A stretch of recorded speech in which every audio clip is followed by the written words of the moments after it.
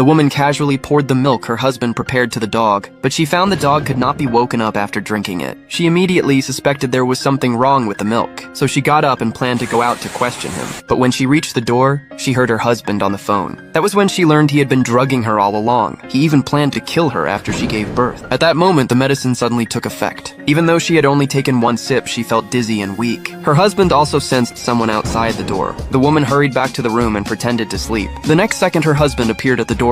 Seeing the empty cup on the table and the sleeping woman, he turned around and left the house. The next day, when the woman woke up, she realized her husband had not come back all night. She acted as if nothing had happened and walked to the dining room. Her husband was still acting caring and gentle. Since the truth was not clear yet, it was not the time to confront him, so she decided to observe quietly. At this moment, the dog started barking non-stop when it saw her husband. Now the woman finally understood. The dog had noticed something wrong with him long ago, after the husband left. The woman suddenly found the dog playing with his tie. It was not one she had bought, and the perfume on it belonged to another woman. This made her realize his absence last night was because he had gone to see another woman. While she was wondering who the woman was, the butler came to inform her that the driver for her prenatal checkup had arrived. Thinking they would make a move on the day she gave birth, she decided to go to the hospital to look for clues. Her attending doctor happened to be her best friend. After the checkup, both she and the baby were fine. Just then, the dog suddenly started barking wildly. Her friend nervously squatted down to check the dog. Suddenly, a familiar scent reached the woman's nose. She instantly remembered the perfume on the tie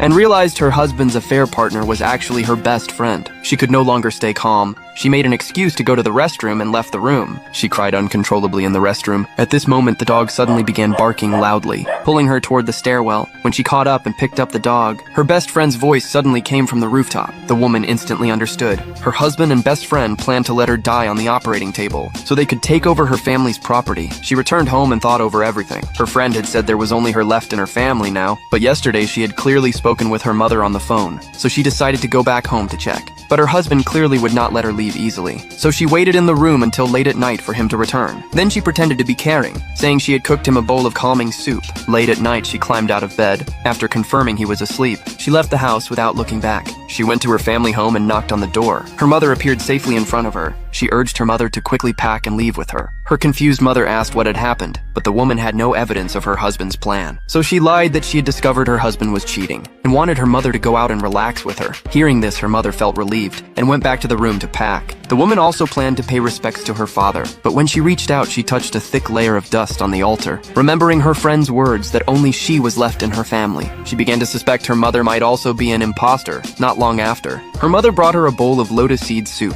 to test her suspicion. She casually asked about her childhood seafood allergy. Her mother not only answered correctly, but even remembered that she had actually eaten mango